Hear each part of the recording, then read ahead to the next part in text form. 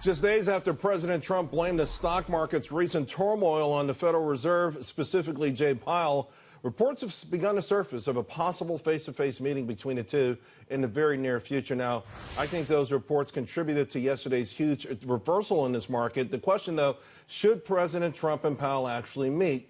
Take a listen to what White House advisor Kevin Hassett told FBN last night.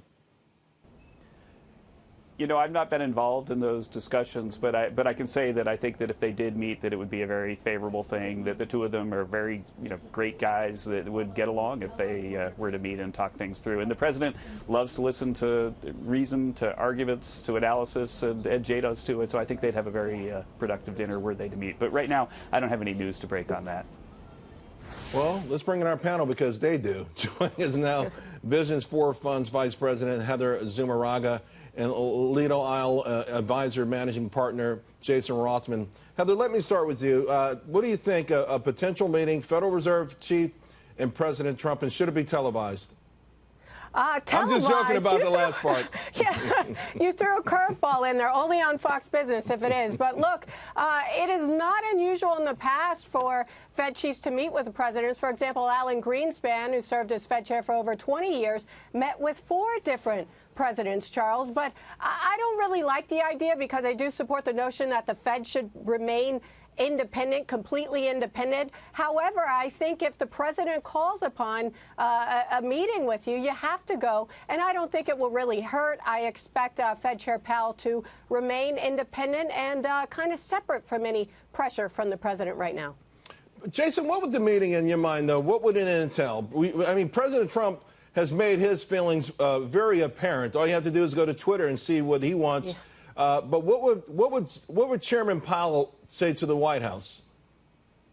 What would he say? Well, he would say, the secret to any great relationship is low interest rates. Actually, that's Trump. He would say the secret to any great relationship is communication. So I think if these two gentlemen meet, I do think it should be televised. Why not? Why not pay-per-view, fund the deficit, fund the wall? Who knows? Let's get creative. I mean, really, the meeting doesn't necessarily have to have a specific, fireworks result. It's just opening the lines up to understand each other's point of view. And I think it's a big benefit if that happens. And there's no doubt, Heather, think about the biggest drops, single-day drops and single-week drops, going back to February 2nd when the January jobs report was announced. Wage increased 2.9%. Wall Street lost its mind. The Dow was off 666 points. You go to October 3rd, that Jay Powell's comment that sent the market in a tailspin. And more recently, the FOMC gathering where the so-called dot plot said that essentially that the Federal Reserve did not care what they were seeing in the economy, did not care about what the market was saying, and they seem intent on going without data, and that has sent the market into a tailspin. So we need something from the Federal Reserve, I think.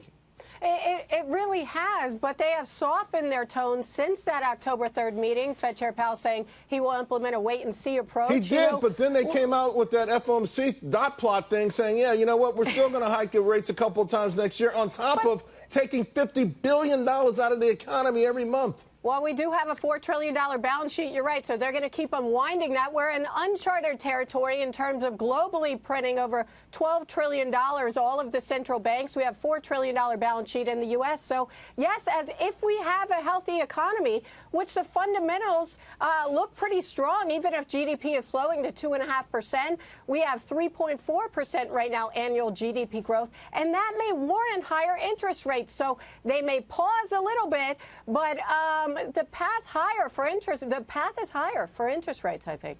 Jason, we understand the Fed has a dual mandate, but it seems like that mandate has morphed into this notion that they must slow down the economy.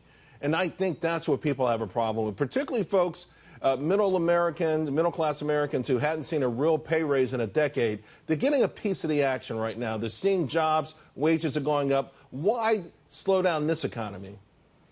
Listen, I agree. You actually took the words right out of my mouth. You read my mind. I was going to bring up the dual mandate as well, Charles.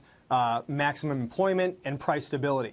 If it's not broke, why try to fix it? And that's kind of how I feel that December increase falls under that category. Listen, things are not broke. The market's okay. why hike rates again? And I disagree with the other panelists' comment that rates path is higher. If you look at what the market's Fed funds rate is actually predicting, there will not be an interest rate increase next year. Heather, I'll give you the last word. That's fine. I don't think a recession is likely, but the U.S. economy may slow. But look, we've had 9 years of massive easy monetary supply, near zero interest rates, and I think that shouldn't have been done. And sure, the timing of it may not be good timing right now to raise interest rates. Right. But it's been 9 years of easy monetary supply, so. See what they do. We'll see. Heather, Jason, Happy New Year, guys. Thank you. Yeah. It's great You too. seeing you.